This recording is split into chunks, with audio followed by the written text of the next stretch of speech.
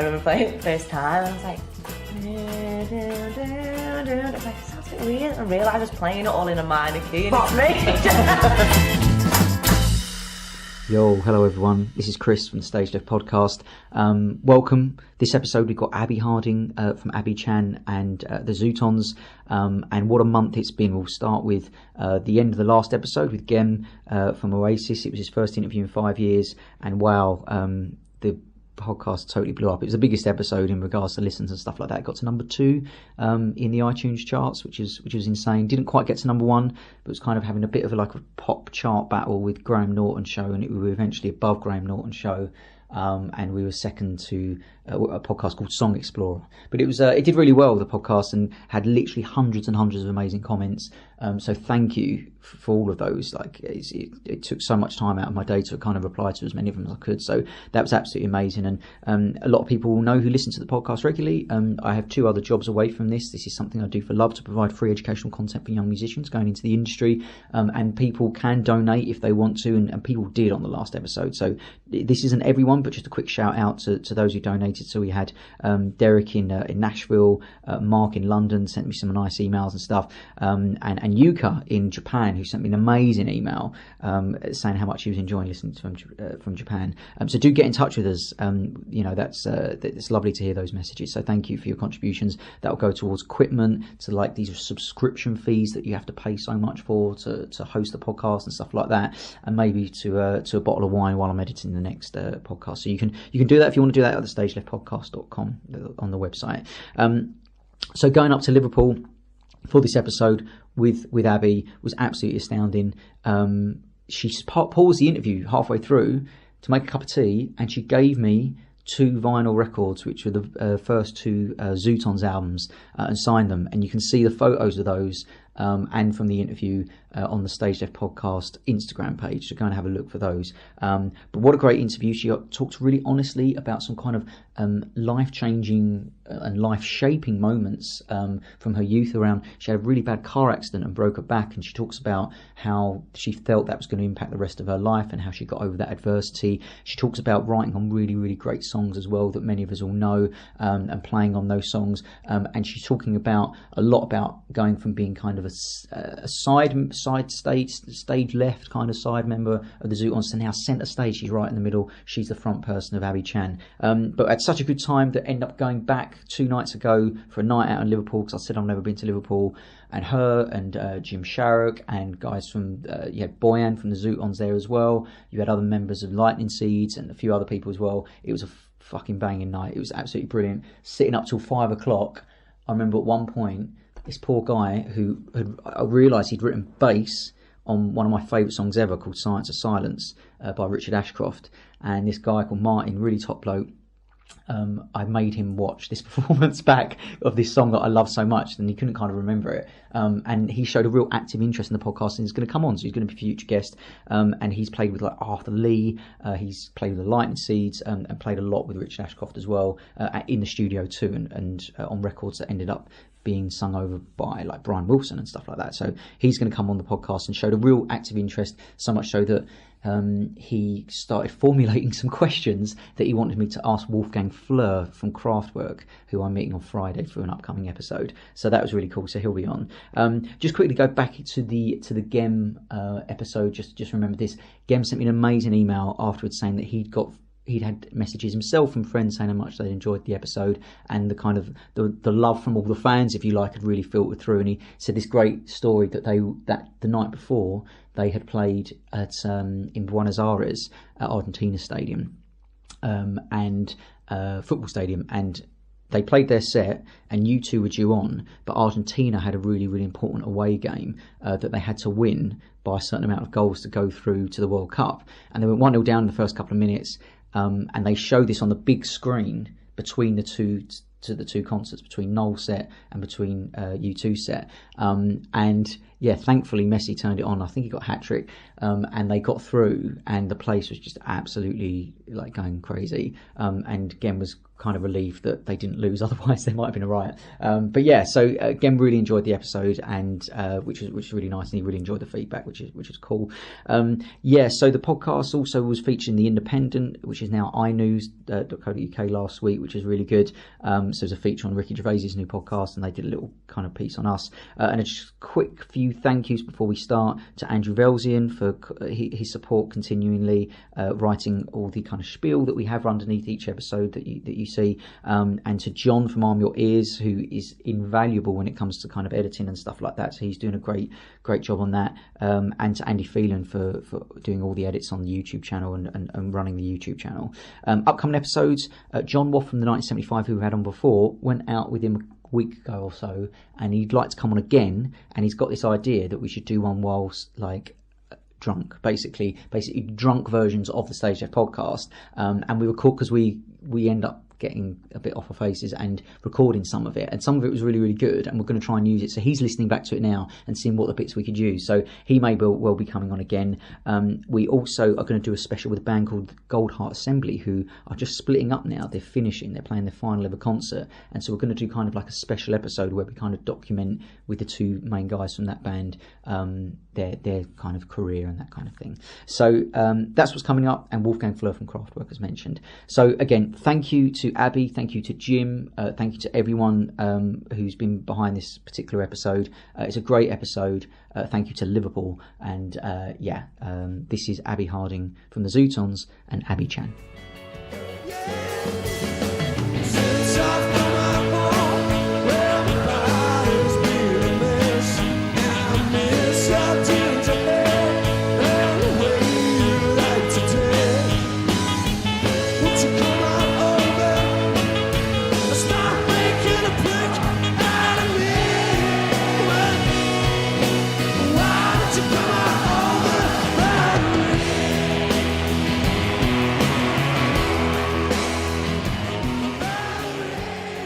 Okay, welcome to the StageLeft Podcast, lifting the veil on the music industry by telling the stories of those with a unique vantage point. The podcast exists to provide free educational content for young musicians going into an increasingly complex industry by telling the stories of some of the unsung heroes behind the success.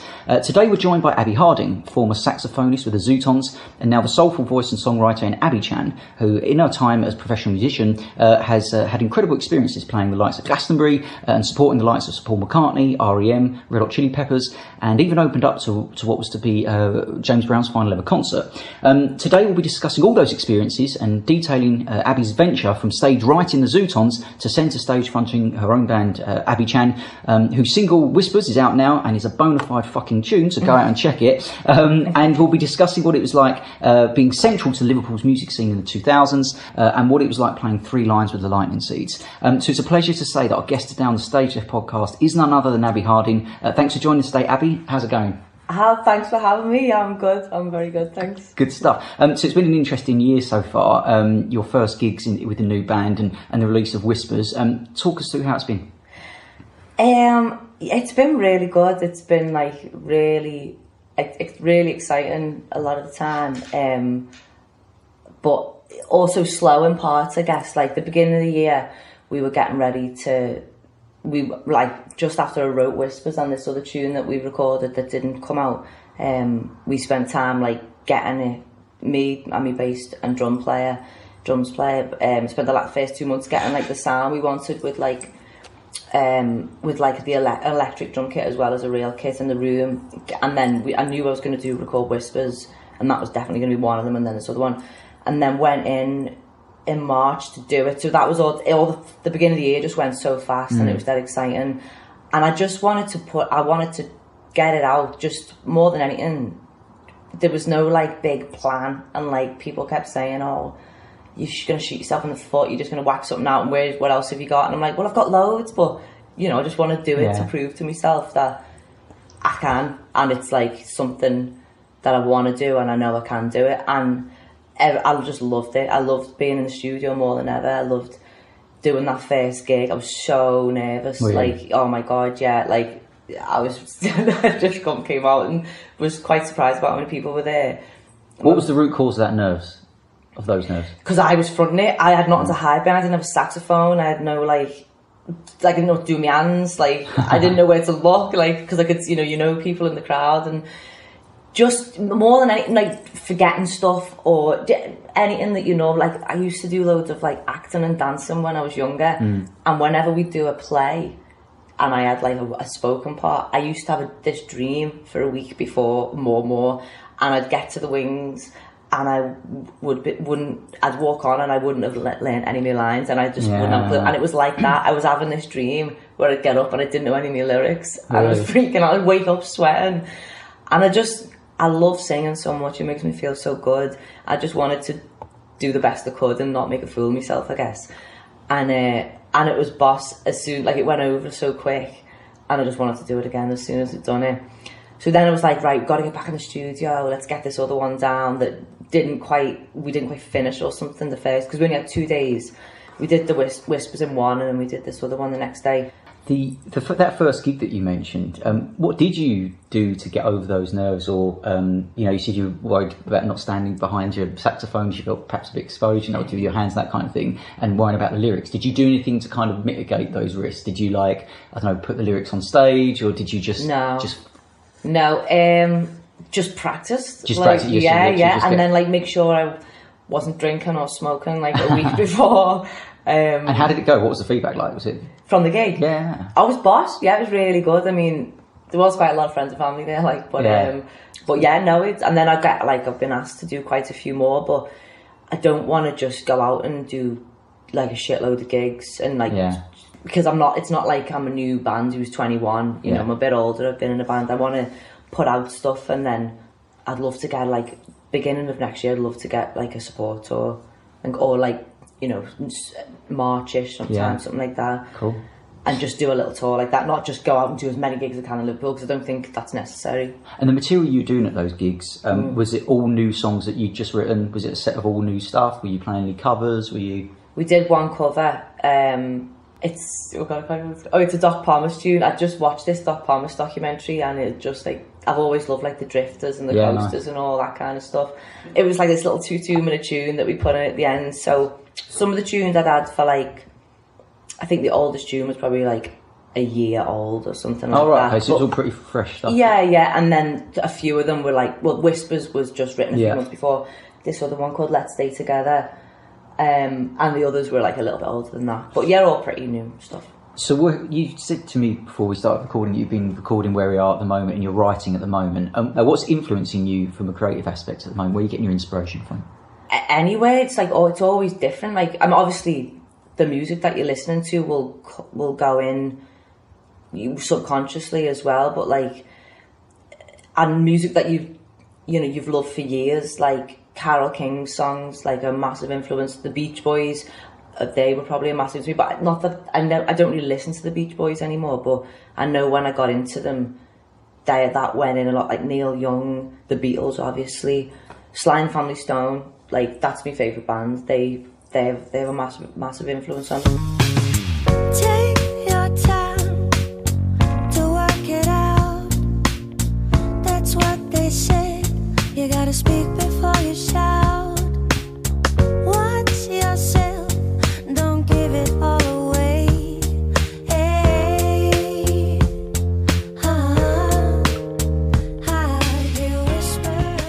What do you do if you kind of got a blank sheet and you think I haven't got anything to say right now? Do you know what I mean? Where do you go to then? I'll just sit at the piano. I'll just write music, and then usually I'll just. Do you know what? Some of my best lyrics have come from sitting at the piano and not thinking about it, and almost just going, and sometimes you'll say something, and you don't know why, but you're literally just making sounds, or it's come from having a conversation with someone, and you later on go, what was that thing I said? I didn't like that was dead true, and I wasn't thinking about, or something they've said to me. Write it down on your phone. Yeah, like someone said something to me like, your friends are just fair weather. And later I was like, I've got a bunch of fair weather friends. That's a good line. Yeah, fair weather friends. There you go. Yeah, so it was just, I think a lot of me inspiration comes from like just going out, being with people, chatting to people, things that I hear going on, things that happen to me, like... How much do you think the environment affects subconsciously your writing?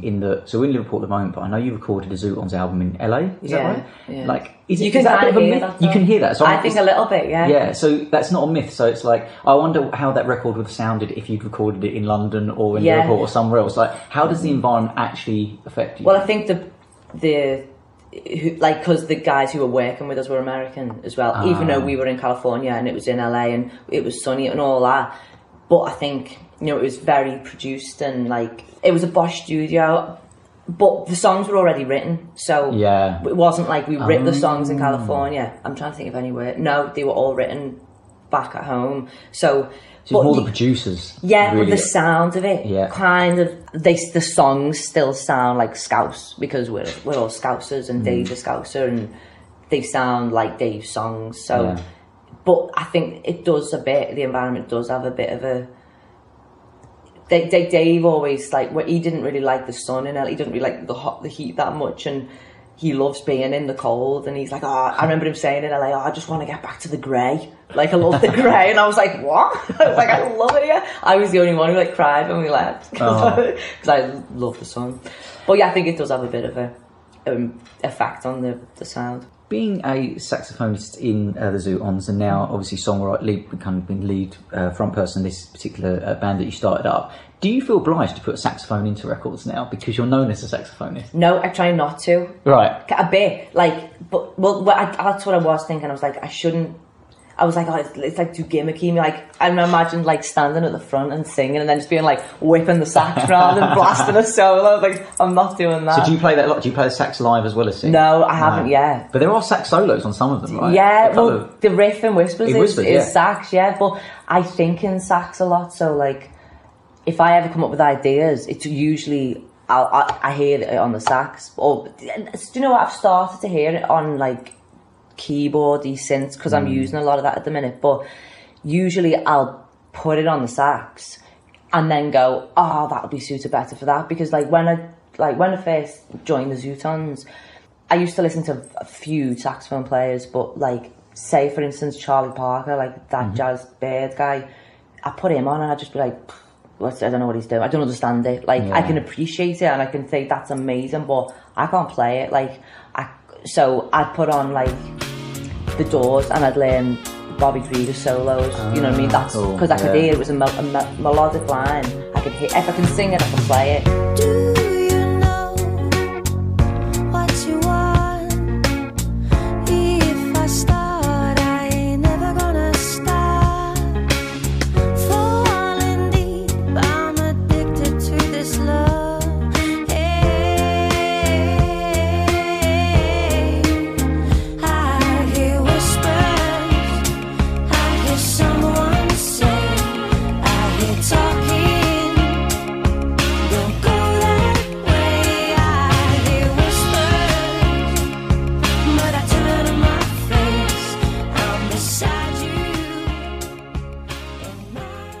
And how are you finding being a band leader? Is it something that comes naturally?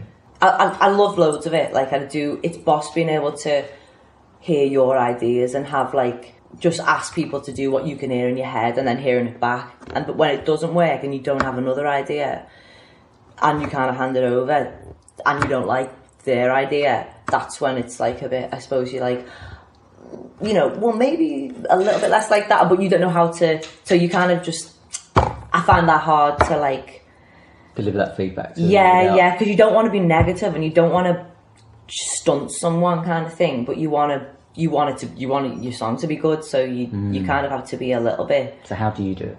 No, I just say listen. I guess I'll just be like, when I go in, I'll try and have an idea of what I want and try and convey that to them. And if it doesn't work, then I'll probably just move on until I can think of another way that might work. Or if they do come up with something that's great, then boss, then it's a working together thing, and that's great. But usually I'll just have to come away from it. How do you feel about decision making and stuff like that? Is that a bit of a weird thing, having to be kind of the person who's decision making in the band, or are you very kind of democratic about it? Or I think I'm learning quite a lot about that.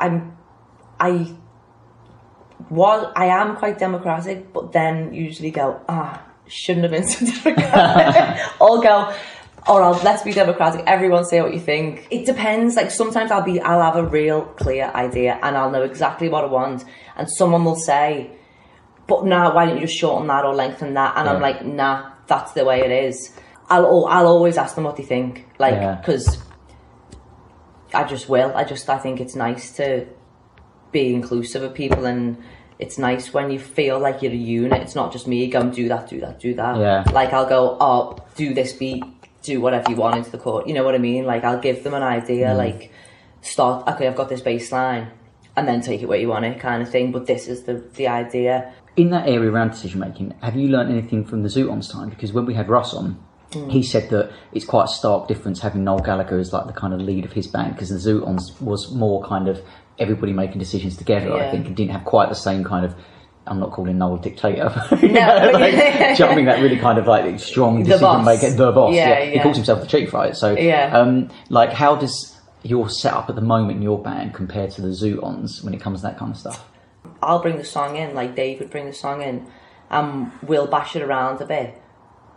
When I had like a guitarist and a keyboard playing with me as well, like when we were in the room practicing every day, I learned from the Zutons was like when we'd be writing, me and Boyan at the beginning, we usually wouldn't come in for the first few days. Sean and Russ would get the bass and drums with Dave, and then we'd come in, and it's like, it makes it easier, because if you've got 5 people going, what about this, what about that? But being the songwriter now, I find it overwhelming, and if someone interjects when you're trying to think something creative and then you lose that thing, it pisses me off. So but I'll just go, can you just shut up a minute, like, and then but then you sound like a knob, you know what I mean? So you don't want to. So it's better for me, like, doing it with like the drums and the bass, and then bringing other people in, and I can think clearer, and also just, it's learning about yourself, like learning how you work. Like, it's only been, even though it's been a couple of years since I've been playing with other people for AbiChan, it's only been like since I suppose Whispers came out, that I feel like the sound is really coming together, and I know what I am more. So it's a beautiful vocal that you've done on Whispers, and it's quite interesting because you sound quite a lot different, I think, from, because Dave and Kay wrote a ballad called "You Can Make the Four Walls Cry" that you did a vocal on as well, and it's really good, like wicked vocal, but it's quite like, how have you developed your voice, and how have you gone about developing your voice in the last kind of, say, 10 years? Dave would like me to sing quite loud all the time, and he'd want me to, because he sings quite loud. He's got a voice it's an amazing voice, and he can really belt it out, and he used to like hearing me do that. So say for on Four Walls Cry and on Why Won't You Give Me Your Love, it's at the to sing from my belly, it's high, so really I have to push it. You do. But since doing AbiChan, I suppose in the last 2 to 3 years, I've just really learned how to sing better. So singing, I used to always sing on stage. We never would use mics, you know, like doing it when I used to dancing and singing and stuff. So you have to belt everything out, but using a mic is completely different, and it's all about control. And I've learned what I like in my voice. The recordings you're doing, are you working with a producer, or are you self-producing? Tim recorded that for me. The Whispers was done by Tim, my bass player. So we all just kind of did it together, and he mixed it all after and that. But we kind of just were like, well, I like this and I like that, but we don't, we're all like, I'm super new to, like, I don't know how to speak in like in a studio sense, but I know what I like. I know what I don't like. So I'll be like, that or like, but I'll be like, how can I describe? It's like, when you, I don't even want to sing, it's not that corny. I'll usually talk about nature, like, when you hear the wind sound like this, but it's not too heavy, but it's a bit more like this. Can you make the bass just like whisper a bit more like that, or just like something stupid? Or that's quite a challenge, I guess, for Tim to then have to translate that into pressing buttons. Try to find it, and but we like loads of the same music as well. So I think if you can reference a song, that's much easier. If like, I love that bass sound on that Funkadelic tune, he'll like go, okay, and that's, and what, because you can go and listen to that. You can't, you can't get in your head and go, which kind of wind is she talking about? so the new band, AbiChan, you've got Jim Sharrock, who's Chris Sharrock's nephew, and Tim Cunningham on bass, as you just mentioned. What do they bring to the party? Loads, like when you've seen about, decisions before, and it's like having two people around you trust as well to be dead honest with you. And they're brilliant, like they're both great musicians. They can both play pretty much anything you ask them to play. When I'm like not quite sure on like, anything in the tunes, like even if it's a lyric sometimes, or you'll be like, what do you think about that? And they won't just go, oh, it sounds, they'll say, that doesn't need to be there, just jib half of that chord, you know what I mean? They're honest. They're both dead open-minded. They're both like willing to try anything, and even at first, if they're like, do you sure you want that? They'll still, give you a go kind of thing. And the name itself, when I interviewed Russ, we spoke afterwards and we were talking about your new record, and he said, so is it right that the name AbiChan came from, were you touring Japan? Yeah. And it's the kind of like Daniel San for like yeah, and exactly. Is that what it's from? That's right? exactly it. Yeah. So it's just like, all right, mate. In Japan, they say, you be Chrissy Tan, right. AbiChan. Got it. It just means like sweet Abby or cute Abby or something. It's just like an endearing term. Cool. But this is what I thought, and then when I was like, definitely this is the name, I was like, I bet you check this out. And a couple of websites said different things, so I'm just going, that's what they definitely, it was AbiChan, that's what they used to call me. But on this one of this websites, it said you only use it to a kid. But I was like in my 20s when we were there, so I'm going with what I think, what my original thing was. So we have listeners all over the place in lots of different countries, and I wondered if you could paint a picture of growing up in Liverpool for us, because there's a lot of people who won't know too much about Liverpool other than the Beatles from here. And actually today's my first time in Liverpool. So I wonder if you could paint a picture of growing up in Liverpool, what that was like for you. Well, I was born in Bristol. Oh, were you? Yeah, I moved there when I was a little kid. So Liverpool's my home. I call myself a Scouser. I've obviously got a Scouse accent. How old were you when you moved? I was like 6 when I moved. Okay, right. So I went into infant school when I went in, and I didn't speak like all the little kids. So you quickly learn to speak like the other kids. Do you know what I mean? And then it sticks. But like I've got 3 sisters. My older 2 sisters don't. They haven't really got Scouse accents. But me and my little sister have, because we were a lot younger. I loved it. Like, I loved growing up here. I don't know. I was just like, I just get stuck into anything really. Like in school, I was always just got into sports, got into like the drama, the music, the dance, and all that. When you were growing up, you had quite a serious accent as well. Is that right? Yeah. Everything else. Research. How old were you then?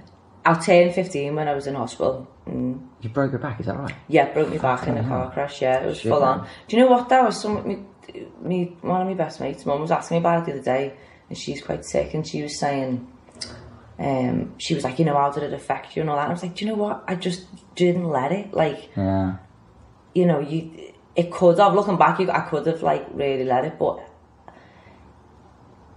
I just didn't believe, like when it actually happened, I just didn't believe it. I was like, I remember getting told that I broke my back and like lying on this plastic board and just being like, oh, shut up. Like you couldn't really feel it, but then you're on all kinds of drugs, so you don't feel it. And I had really great doctors, and they were like, your back's stronger now than it was before. I've still got loads of metal in it. Really? Yeah. But then my dad said to me like, right, there's going to be this thing turning up to the house, this letter, it's going to be addressed to you, but you're not to read it. So it was like, well, the first thing I'm going to do is going to be looking for the letter. So it's addressed to me. So this letter come, and I found it, and I was like, Sam, this is the letter. And it was all to do to get, to claim compensation. So you had to have like a best case scenario and a worst case scenario. So the best case scenario was like, oh, she'll be fine. She'll just have to wear this body brace for 6 months. Then she'll be fine. She can do whatever she did before. Get her rods taken out when she's 35 if she wants. Doesn't have to. She's fine, basically. And then this worst case scenario turns up, and it's like, she won't be able to walk after like the age of 32. She'll be in a wheelchair from 35. She'll never dance again. I used to do gymnastics and all that. She'll never like do a cartwheel, whatever, It was like, she's fucked, basically.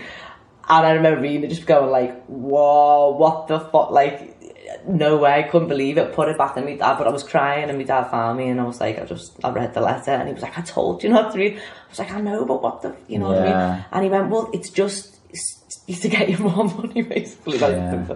He said, you know, it's for the compensation thing. Did you have fears then about like not being able to do, because you talked about dancing and singing and stuff like that? Did it never believed it. Never believed that it would affect me. Like, I was just like, nah, I just chose not to. And it hasn't. Like, it hurts, it aches a lot sometimes, but it's fine. And the saxophone, why the sax? It was the flute first, right? Yeah, it was the flute first. Well, so the flute's the same finger as saxophone. So, oh, is it? Oh. Yeah, so in like junior school I played the flute. And, but I remember just being like, that's well better, because I played in the orchestra like a little bit. Like, I'd never really liked it, but it was just like that's where I got to play, and you know, there wasn't like, I don't know anyone who was in a band in junior school and nothing like that. And then, but there was like saxophones over there, and I was like, that's well better, that's well cool. And I think I just wanted to make more noise, because the flute's just like it's so ladylike, and so no, I just wanted to be a bit more raucous. And then my grandma got me one, like for Christmas. It was like quite out the blue. And right. Yeah. Had you kind of... I'd been telling my dad and my mum, I was like, I'd love to play the sax. Like, I'd much prefer to play the sax than the flute. Didn't think anything of it, because they were like, nah, you've got a flute. The flute's for you. You're playing the flute. We bought you a flute. Don't think you're getting a sax. And then my grandma bought me a sax for Christmas. I was like, wow. You know, it was like, usually get 25 quid off your grandma, but I got a sax. I was like, what the fuck? So yeah, and then I started playing, but that was just before. No, that was just after it was just before I broke my back, but I couldn't hold nothing. Yeah, it was, because I remember not being able to play it afterwards. Yeah, because I couldn't. Because heavy as well. Yeah. So yeah, I just I think. And did your grandma ever see you play sax at any gigs or anything like that?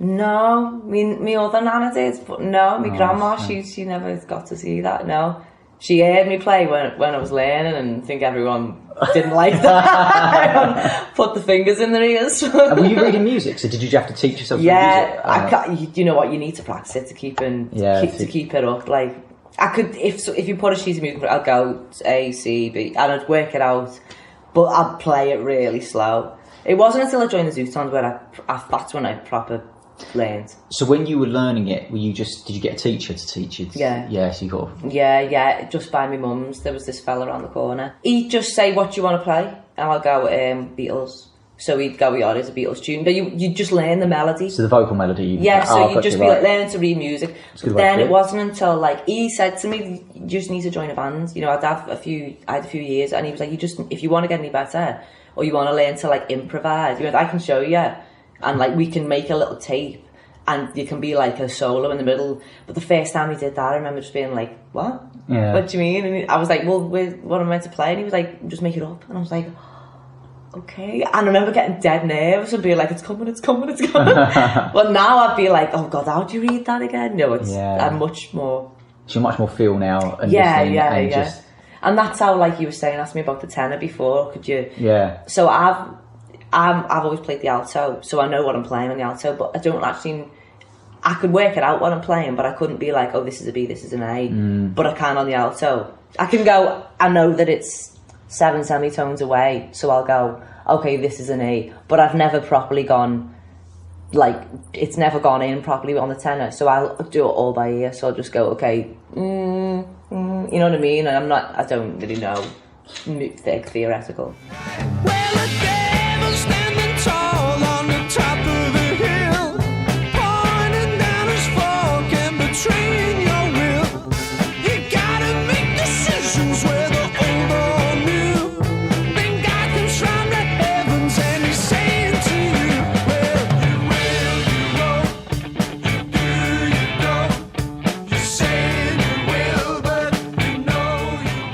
Okay, so the Zutons was a great time in your career, I'd imagine. I imagine that was incredible. What are your fondest memories when it really started to kick off? So that first album is absolutely killer. So many great tunes on there. What are your kind of fondest memories recording that and then touring that first record? Recording it, I was really young, and I'd only been in the studio once before with the Zutons, like for a day or something, and it was all like really new to me. But it was great. It was like we were living in the studio, and like, it was all like the food catering and all that. Broudie was the producer, right? So okay. we already knew him. Like the lads knew him probably better than I did. But he's such a nice guy to work with, and makes you feel so comfortable. And because I was so I'd never been in this situation before. All the lads had been in other bands before the Zutons, which I'd never been in a band before. So it was quite nerve-wracking, and they were all, you know, they were just a lot more experienced than I was. I was a lot younger, or I was a little bit younger. So I have really fond memories of that time, like living in Rack Studios, just getting to know Ian more. Even like I remember doing all my parts, and Ian's such a nice guy, and like he's really great to work with. He always made me feel, he always took the nerves away more than less, and he never, like, at the time, you know, I definitely got a lot better on the sax throughout the Zutons, and it was still, you know, it was quite... Learning your craft at that time. Yeah, so, you know, to be bang on in tune was still probably something that I was learning kind of thing, and, you know, we didn't use any flipping auto-tune or anything like that, so it's a little bit out on some places, but he never... Is it? He never... Radio 2 wouldn't play Confusion because they said the sax was too edgy, out of tune. Fuck off, really? Yeah, so it was like, take the sax off or we won't play it. And we just went, well, don't play it then. I was really? Like, because the sax kind of goes all the way through it, from the first chorus it's in till the end. So I think we said don't play it. How did that hit your confidence when you heard that? Like, I just used to take it, just brush it off. Yeah, no, you can't let things... People are going to say... Like, I remember reading, like, a bad review of us once, or, like, the first time I'd read one, and the record company brought... We were in Maida Vale Studios, and they brought in this stack of all the interviews, that, like, written up. And I was like, oh, my God. So I was like, amazing. And then it was, like, this horrific interview. And I was like, and I was so offended. And then I just went... Don't read it. Like, why? Not everyone's gonna like you, and you can't. And from that, I think from that moment, I was just like, it's part of it, innit? You know what I mean? I don't like. I think that's normal. If you've got 100 or reviews, you know, there's 100 and 99 of them are great. You're only ever going to focus on the one that's bad. Of course, what the fuck was that about? Course, That's natural. But what did you ask me in the first place? Well, actually, I was going to ask you about. We could just go back in your answer there. You said about Ian Broudie. Got rid of your nerves. Like, how did he do that? Like, he just I don't know. He's just, like I was saying to you before about with the lightning seeds, and when he wants something doing differently, he makes you feel, you don't feel like you've done something wrong. He makes you, he always says a positive thing first. In the same way as that, in the studio, he's just dead gentle, and like he taps into the way, I think he's dead intuitive, and he knows how you'll feel. I think he could probably maybe tell I was nervous, or he's just like that. He's just a really nice guy, and it's quite an understated character, isn't he? And he just make you feel super comfortable, and you know, so I'll be doing a take or whatever, and he just, like, you know, press the button and be like, oh, you know, that was great, but let's, you know, just go again, just do a few more takes, we'll have it soon, and just always, I don't know, it's just his vibe, reassuring, and he's just really easy to work with and really nice. Apart from that, what do you think he brought to the Zutons? So how would that record have sounded differently if Ian Broudie hadn't have produced it and maybe you self-produced it?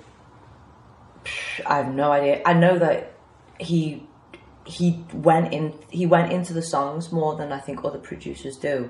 So I think you get people who, because the word producer I think is quite, it's different to all producers. So some people would just press the button and record you. Some people will like take apart your song and go, okay, this needs work and whatever. And I think he was more in depth like that, and I think it brought the best out. So I know on a couple of songs I remember him sitting off with Dave and being like, okay, let's just play these on the acoustics and let's just go through this song, and they fine-tune them. So he's a musician, so that's it. I think if, you know, being a musician, he just looked into everything to make the recording of the song and the song the best it could be, and it really worked. He got us, you know, we'd sing all the backing vocals around one mic. For some of the stuff, we did separately, for some of them we did it all together, and it was more like he'd get the vibe right, and get that across on the record kind of thing. And like you're saying, but putting everyone at ease. And I remember when we first would record whatever song, we'd all be in the same room, we'd all do it live. Sean would be behind the glass, which I know was frustrating for him. Where I'm always put in a booth, you know what I mean? You're like, my headphones aren't working. What are you saying? I can't see you. But so I know it can be frustrating that sometimes. But if you're all playing live, even if you don't keep everything, which you usually wouldn't, you get the atmosphere, you get the vibe, you get that live feeling, and then you come away, you usually keep the bass and the drums, or bits of them, or whatever, maybe do a couple of overdubs, and then overdub the guitars, or do the sax again, the vocals, and that way you get the first thing that you've done is this boss vibe, because everyone's playing it together and you're doing it off each other. So he did that, and we'd always do that. You always seem like a gang, you guys. Do you know what I mean? Like there's a good like kind of gang mentality, or you just seem like a real kind of band, a bit kind of a good group. And I suppose he's captured that in the studio as well, which is sometimes quite difficult to do. Yeah, no, I think that's an art in itself. That's a really good producer doing that. I think to see what is good in a band and capture that on record, it's just being dead sensitive to everything, isn't it? And to the best things about it, the things that you want to hear and the things that you think other people will, and then getting that, capturing it. Yeah. And I think he did do that. So you then went and toured it, and how it obviously did really well the first album. And how did you deal with kind of all of you then kind of being in the spotlight and that kind of stuff? That must be such a surreal thing. You were nominated, I think, Best Breakthrough Artist at the Brits and stuff like that. So you must have been starting to hang around with people who you probably looked up to at times. How did you deal with kind of all that kind of stuff? Was that weird, surreal? Yeah, I always found weird doing interviews, like, just because you don't know how to, like, you're just not used to talking about yourself so much, maybe. Yeah. But when you're doing it, like when you're touring, you're just doing it. Yeah. So you don't and it was constant for quite a few years. Yeah. I remember one year, I think we were at home a week sporadically, like a day here, and then a few months later, 2 days. I never saw anyone. You just you were away a lot, but you're just living it and you're just doing it, and you don't really think about that. And the only time I think about meeting people or being rubbing shoulders with people that you look up to was festivals, stuff like that, and you'd be like, oh my god, and that was just that exciting. But I don't know, I think if you dwell on shit like that too much, you probably get a big head and think you're one of these big guys now. But I don't know, I'm dead appreciative of it, and I think I've been so lucky and all that, but I never thought about it like that when I was doing it. If you look back at Amy Winehouse and Pete Doherty, people like that, a lot of kind of people now think that kind of rock and roll excess behaviour is actually people kind of almost self-medicating for the fucked up world they found themselves in. Yeah, this fame and that kind of stuff. Yeah, but we never had that. She was that when you see footage of Amy Winehouse, I'm still so upset about that. I fucking loved Amy Winehouse. She was one of the people I would I wanted her to like our music, and when she did Valerie, it was such a fucking big compliment. It was a massive thing for me. I just because I loved her so much. But you can totally see why that. Well, you can understand it. Maybe not see, but you can understand it. They just didn't get a minute. They don't get a second. As soon as she leaves the house, there's hundreds of paparazzi trying to get that. Must have been horrible. That must. We never had it. It was never like that for us. We had success and stuff, but not to that extent. That was,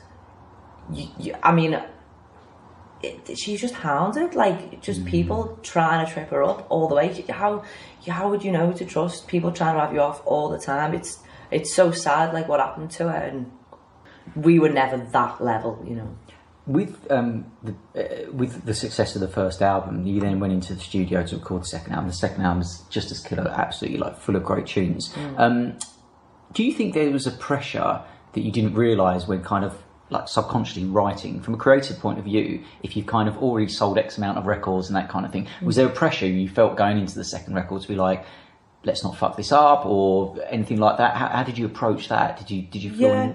I think so. I think there's I see it now being writing songs myself. I think you give yourself, there's always pressure, there just always is, because you just want it to be the best and you want other people to like it, really, don't you? And obviously you want to like it, but there's always pressure. But I think looking back, you just want to make something as good as the last one. And how do you? So you did that, I think, with the second record, and obviously like Valerie was on there and stuff like that. So like, how do you not kind of let that in too much? Like, did you ever think about it, or was it a case of not overthinking about it? Yeah, you can't overthink it. Yeah. I think that's it. I think for me, being part of it as well, not being the one person, you know what I mean? Yeah.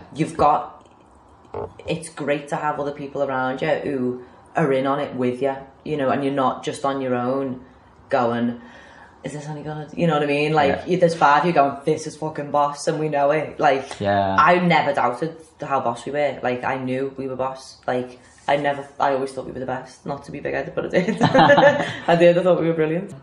So let's talk about some of the kind of career highlights, particular gigs. I mean, some of the people you supported. What did you learn observing some of these people? So, like, you played before Chili Peppers, I think, and obviously the Capital Culture gig with McCartney. He played that. Talk about some of your career highlights from people you've played with or supported, and maybe what you learned from them or observed. James Brown.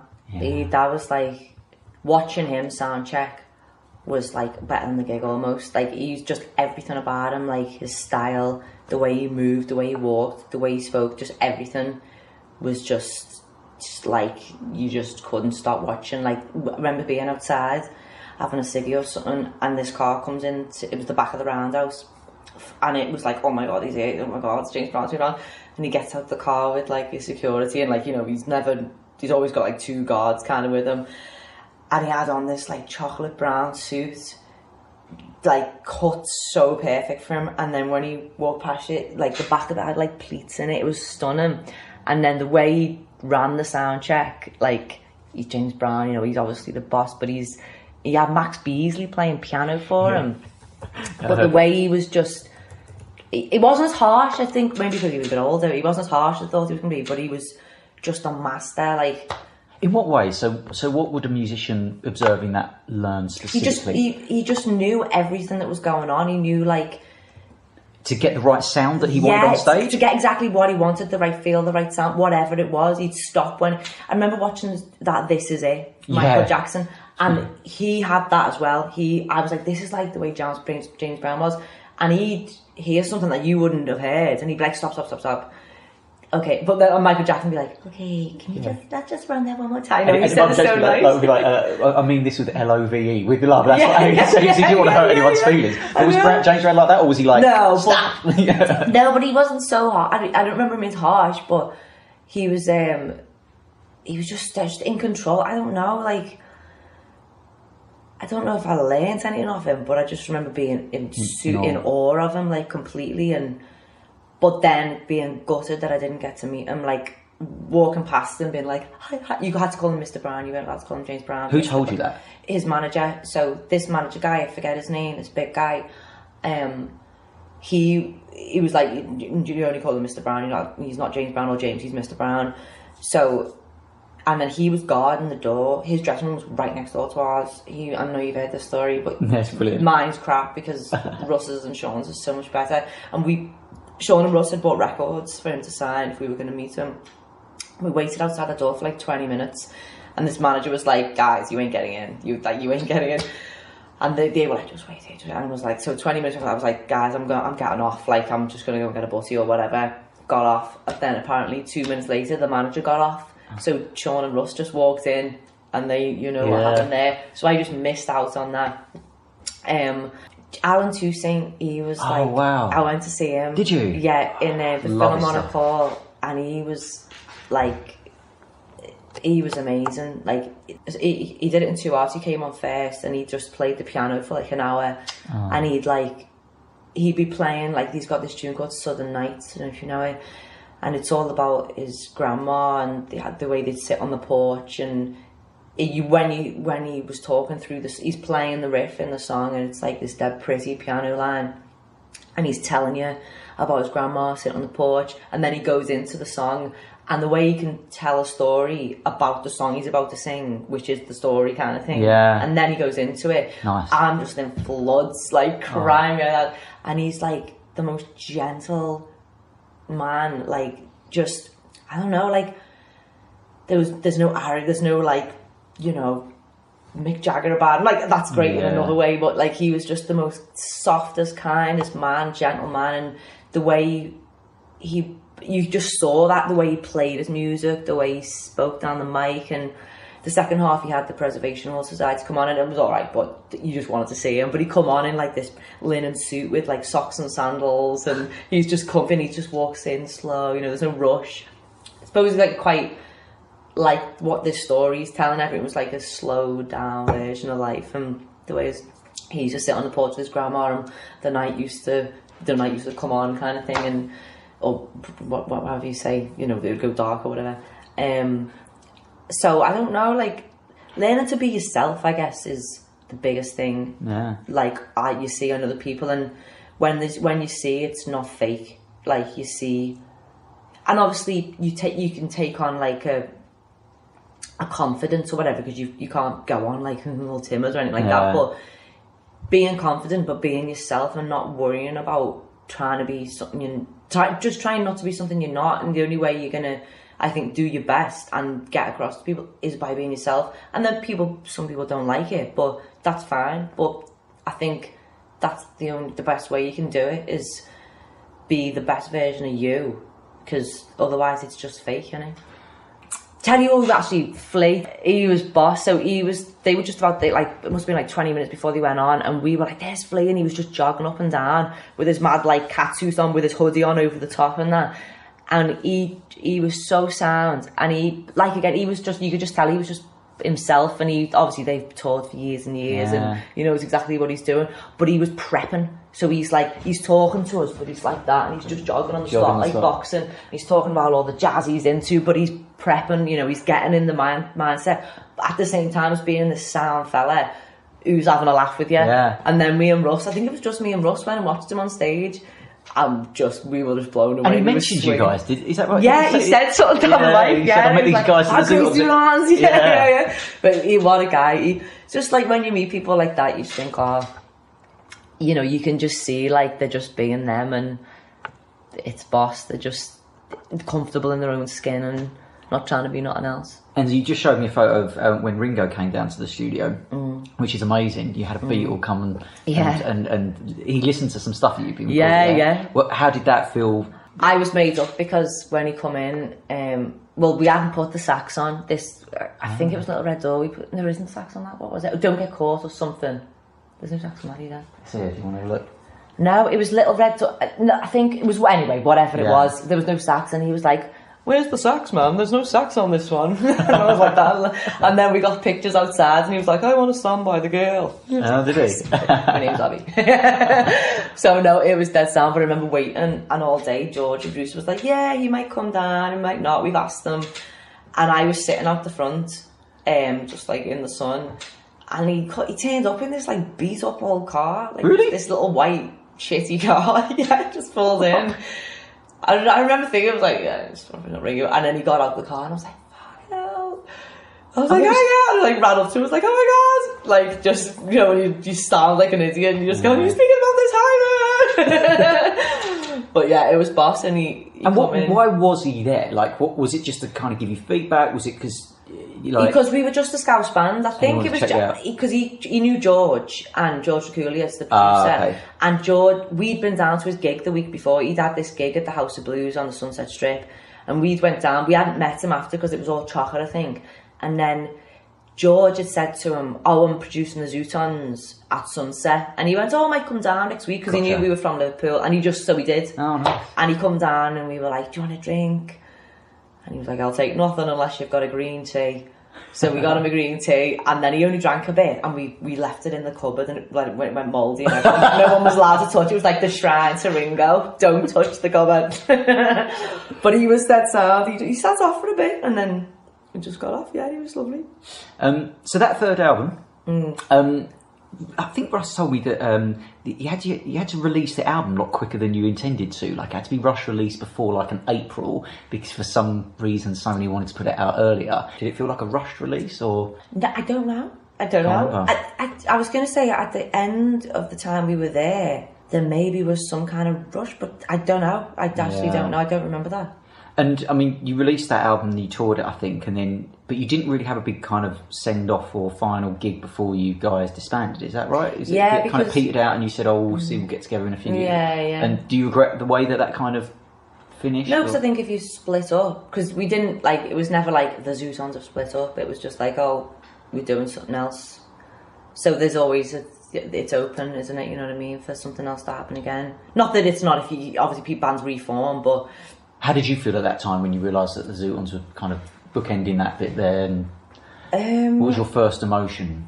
Like, obviously, I was gutted for it not to be going on anymore, but I don't think it wasn't really working the way it was anymore. So there was almost like maybe a bit of relief with a heavy heart kind of thing, but it wasn't until ages later when I was like.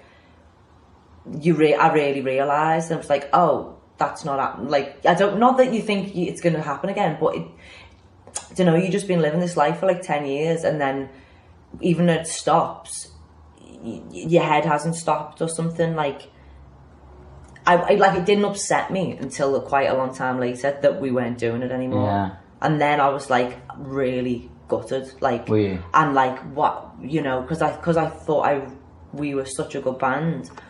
I was like, what happened? Why? And you're thinking, why did it happen? Why, you know, why aren't we doing stuff anymore? But at the time, it was the right thing to do. So that's all you can really take. But yeah, the sadness or whatever, it didn't really come till like probably a couple of years later. When I was like, oh my God, we were so good. Or till I had the guts to put one of the records on, and then was just like, like we did this gig for our friend who died last year. I was going to say Chris Ely, is that Christine, right? Yeah. And so I hadn't listened to our stuff for ages, and I was like, oh shit, what did I play on that? And like, you know, I'll just relearn all the parts. And I couldn't stop crying. And I was like, why the fuck aren't we together? Like, this is fucking boss. What are we doing? But you know, everything happens, I think, for a reason, and you don't know what'll happen in the future. So. How was playing those? It was a one-off gig. Yeah, it was nuts. It was nuts. Did you rehearse much beforehand? A week. You did a week of rehearsals? A week, but Sean lives in LA, so he had to come back for it.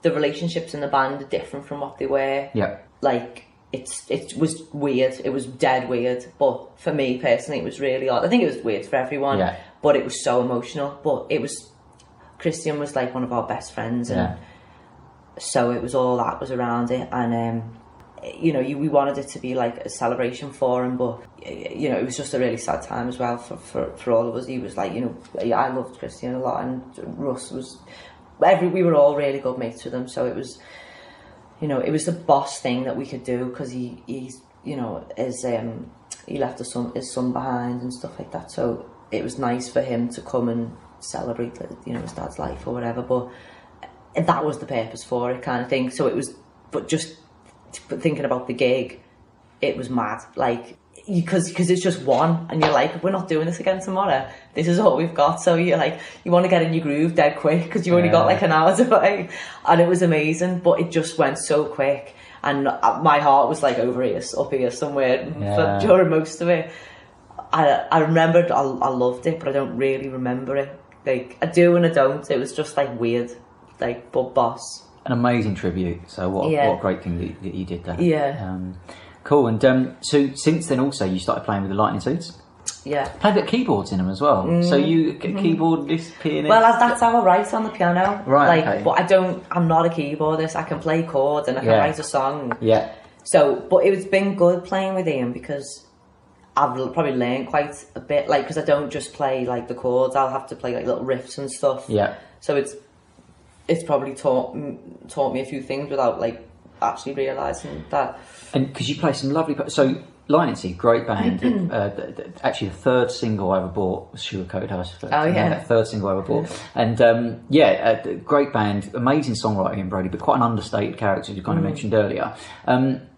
So how did it come about? Did you obviously had a relationship with Ian from working with him from years before? Did he just kind of pick up the phone and think, oh, saxophone will work well on particular? We've been friends since. Yeah. Like, we've just kept in touch, and after the Zutons, me and Sean were doing some work together. Yeah. And he we went in with Ian and we recorded a track with Ian then. So he's always been in our lives, really, kind of thing, like on and off. But especially the last like 5 years, and he'd come and give us his advice on the songs we were doing together and stuff like that. And so we're friends. What's been the main challenges playing the Lightning Seeds that you hadn't experienced before playing with anyone else?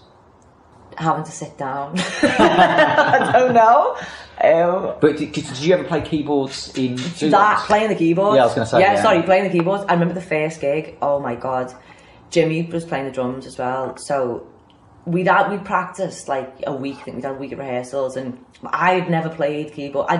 In the Zutons, the record that the songs we were doing at the end that no one's heard. I'd started to play a couple of things, but literally little one-note thing, like not hard things.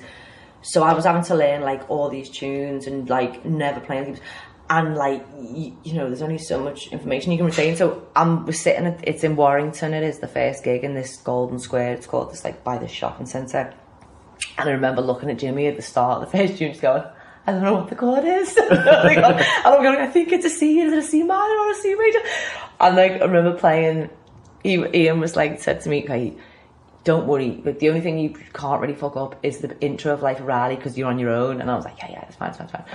I remember playing it the first time and I was like, I was like, this sounds a bit weird. And I realised I was playing it all in a minor key and it's me. And he just turned around and went, and I'm like, what's going on? So that was a challenge, the keyboard. Shit. But now, like after I've done it like last summer, this summer, and we supported Madness last December. Yeah, was that O2?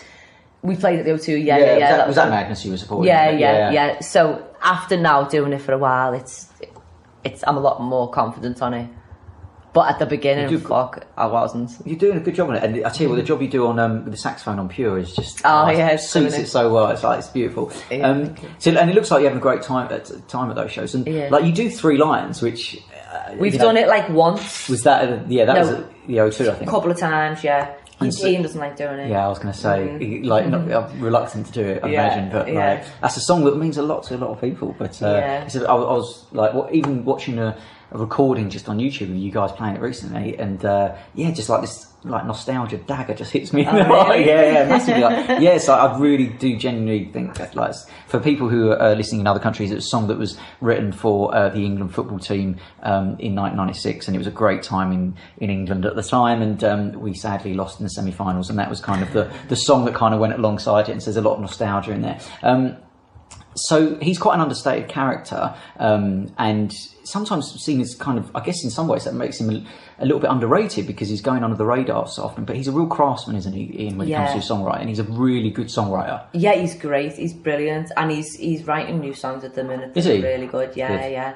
He is, he really delves in, you know, like, when he's worked with, like, other stuff that I've done with him before, you think you can, like, kid yourself, you're like, yeah, the bridge is alright, you know, you, like, kind of, like, get to the chorus quick kind of thing, and he's like, hey, let's just go back on, you know what I mean, he'll pick it, which is right, because at the end of the day, you want the best thing, don't you, but he's a great musician, he's a great songwriter, and he's just a great fella, he's really good to work with, and like what I was saying before about the way he makes you feel at ease, and you know, I'm because he's my friend as well, you know, I'm just really comfortable around him, and I enjoy being in his company. He's boss.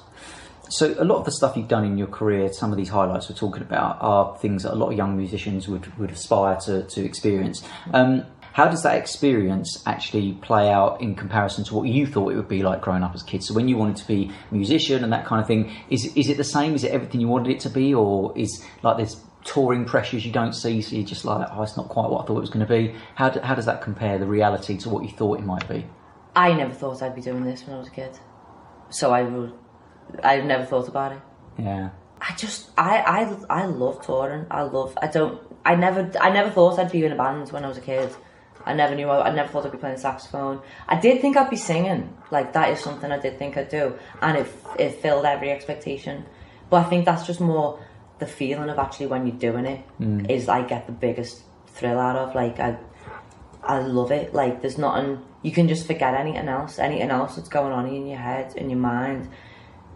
singing and playing something makes me feel great, and I don't have to think about anything else. Any like problems or worries you've got, they're not in your head when you're playing, because unless it's like you're singing about one of your problems. Yeah. But that's great because you can just express it and you can like go feel that emotion. And you know, unless you got to, you know, sometimes you might have to sing it every night if you're on tour. So, and I haven't experienced that yet because I haven't gone on tour as my own band. But I think then it just evolves, and you probably, it's like a therapy. It's like a boss form of therapy, because you just get to express it, feel it, and hopefully get through it. If it's something that is a problem in life that you're singing about, but if it's like, you know, in the Zutons, everything else just forgetting. When you're on stage and you're playing, or in your studio, or that's what you're doing, that's all you're thinking about, or you're not thinking about it, you're just doing it. Yeah. And it's best, and they're the only times I think in my life when you're really in the moment, because you're not distracted, you're just doing it, and that's all you're doing. But you're not thinking about it, you're just doing it. Do you know what I mean? Eric Clapton referred that to being in harmony with time. That's what I'm talking about. Time, cool. So we'll begin to wrap up. Just a couple of last questions. So, advice for young musicians. What would you say if some young musicians said, "Oh God, play with other people." That was my best advice. Just go, and if you want to get better, play with other people.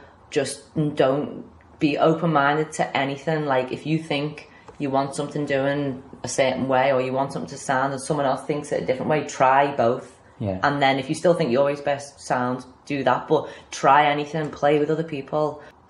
Just don't stop learning. Don't think you know it all, because you're never gonna. Like, constantly broaden your horizon. Constantly, yeah. Like, I have learned more in the last couple of years off doing my own band than ever. Like, and I can see how much more there is to learn. Like, but just it doesn't stop. Doesn't stop. And on that point that you've learned stuff in the last couple of years, what advice would you give yourself when you were joining the Zutons? Now, don't worry about it. Stop worrying. Like, don't worry and so much. And just like, I don't know, chill out a bit. Like, I think I used to be quite nervous, like, a lot more than I am now, and just chill out and don't worry about it. That's a bit of a dog. That's good. No, that's good. Yeah, okay. Obviously, yeah. And what fears do you have for the music industry, and how might those fears be addressed? I don't know. The fears are almost the fears that maybe I have are also great things. Like, so anyone can do anything now. Anyone who's got a program of whatever, Logic, software on their computer, can do anything. So, like what you said before, you know, you have to be careful with some of the loops, because you thought you had your tune, you know what I mean? Yeah. So that kind of thing. But that's... So the context of that is, I was saying I did some Apple loops, used some Apple loops on Logic, and which are copyright free, and you're allowed to use them, you're encouraged to use them for drum beats and stuff like that. And then I was watching like an advert and thought my own song was on the TV, but of course it wasn't. It was these Apple loops being used quite a lot before. Yeah. So. Fears for the music industry, like... Well, I think it would be good if, like, I remember someone saying this ages ago, and I agree. Like, I don't like categorizing anything, but like the way things, like, now a lot of people are into, like, you know, X Factor and stuff like that, and like that kind of show and that kind of music. I think that should be like a different thing to, like, they should have their own charts. They should have their own, like, thing, and it should be a different thing. It should be like a karaoke cabaret thing. I know you do get some good people out of that, and like some people have great voices, but it's not the same as like going and writing your own tunes and doing it that way. It's a different thing. I just think it's different, but the fact that everyone's in together seems a bit odd, and maybe that's going to have its day soon. I don't know. It doesn't seem to have kind of lost any steam though, does it? But you know why? I think it's because younger generations are coming up who've never seen it. So people have watched the X Factor for years, are sick to the back teeth of it. But it's like, but there's still 15, people coming. 16-year-olds. Oh, that kind of... Yeah. I don't know what fears I have for the music industry though. But no, I think it's fair. Like, it's a fair point that people who are writing their own stuff and performing their own stuff aren't getting quite the exposure they might do because they've got to compete with just another cover of whatever fucking big someone's gone 246 ballad. Exactly. So to me, I get like a little bit like overwhelmed with the options there is now, like, because like when the Zutons were around, this was just beginning, but no one really, like, I've just got Logic a few weeks ago, do you know what I mean? Like, I'm kind of a bit late to it, but when we were starting, the record companies were still massive then. Like, there was still more money in it, in that way of doing things. Now there's a million ways you can do it. And for me, I get overwhelmed by the amount of options you've got, because there's just so many avenues to pick, and it's like, which is the right one, and that's maybe my worrying head coming on. I should just, if you find something that's comfortable for you, then go that way, and just, don't stop until it becomes uncomfortable, and then change, whatever. But that's all I can say really is I get overwhelmed with the amount of options, but that is a really good thing. And that's like so great for like kids who are really good on technology, which I'm not, which I'm trying to learn to be better, but because I kind of missed that. I'm like the generation before Facebook kind of thing, but the kids who are all up on all that stuff now can so easily get into it, and it's so easy for them to do. You can get any small program, GarageBand. I don't know if that's still a thing. I think so. Yeah. So that's like that comes with your Mac. You can just get that for nothing, and you can create music with a computer. Like, it's amazing. It's this, but for me, someone who's not totally grown up with it, it can be quite overwhelming. But I'm trying to grasp it, and I'm trying to just see it as a positive, because it is. Thanks for such an honest answer, and I'm going to finish the interview on a quote from you from a few years ago. Oh shit! Yeah. So this is a few years ago. You said about singing. You said, "I used to do it in pubs and always did well at it. My speciality was Roberta Flack's "Killing Me Softly" with his song. I don't rate myself that highly as a singer, but I wouldn't rule out the possibility of fronting my own band someday." When did I say that? A few years ago. Oh, fuck. Yeah. So glad that you did go down that route. Well done, and thank you, Abi, for your insight. Good luck with the writing. The stuff you just played me sounded great, and good luck with future shows. We look forward to hearing the rest of the recordings coming out in due course. And thanks for appearing on the StageLeft podcast. It's been fun. Oh, thanks for having me, Chris. It's been lovely. I hear whispers, I hear someone say, I hear talking, don't go that way. I hear whispers, but I turn my face, I'm beside you, in my right place. And where would I be if I didn't see you coming? So that was Abi Harding. Thank you so much to Abi and all the guys in Liverpool over the last month or so. It's been great, and what a interesting and insightful kind of hour that was. Love the honesty, love the way that Abi really broke down some of the kind of components of some of the songs that she's kind of been writing recently and that kind of thing. It's been really great to be able to hear that. So make sure you go and support her. So go to her Instagram page and her Facebook and Twitter, and make sure you follow her and that kind of stuff, because there's some good music that's going to be coming out from her in the near future. For further episodes, go to the StageLeftPodcast.com. You can follow us on Twitter at the StageLeft Pod, and like us on Facebook at facebook.com/StageLeft Podcast. And what you can also do is just press subscribe. So if you're listening at the moment on, say, iTunes or on Spotify or on a podcast app, for instance, if you click subscribe, each episode just kind of automatically downloaded for when you want to listen to it. So as it's released, you just get one notification saying it's been released, and you can listen to it in your own time. So yeah, please subscribe. That really helps us. And if you you want to leave reviews, you can do that. That really helps us too. Further episodes are available on there with the likes of Tony Visconti, Steve Cropper from Booker T and the MGs, Russ from the Zutons and Noel Gallagher's High Flying Birds, Kieran Pepper of the Prodigy, Billy Burnett from Fleetwood Mac, Elvis Presley's pianist Shane Keister telling some interesting stories about playing with Elvis, and loads more. So there's 39 episodes now, I think. So make sure you get to get along and have a listen to them when you can. Okay, so we'll be back next month for an episode with Wolfgang Fleur of Kraftwerk. See you then.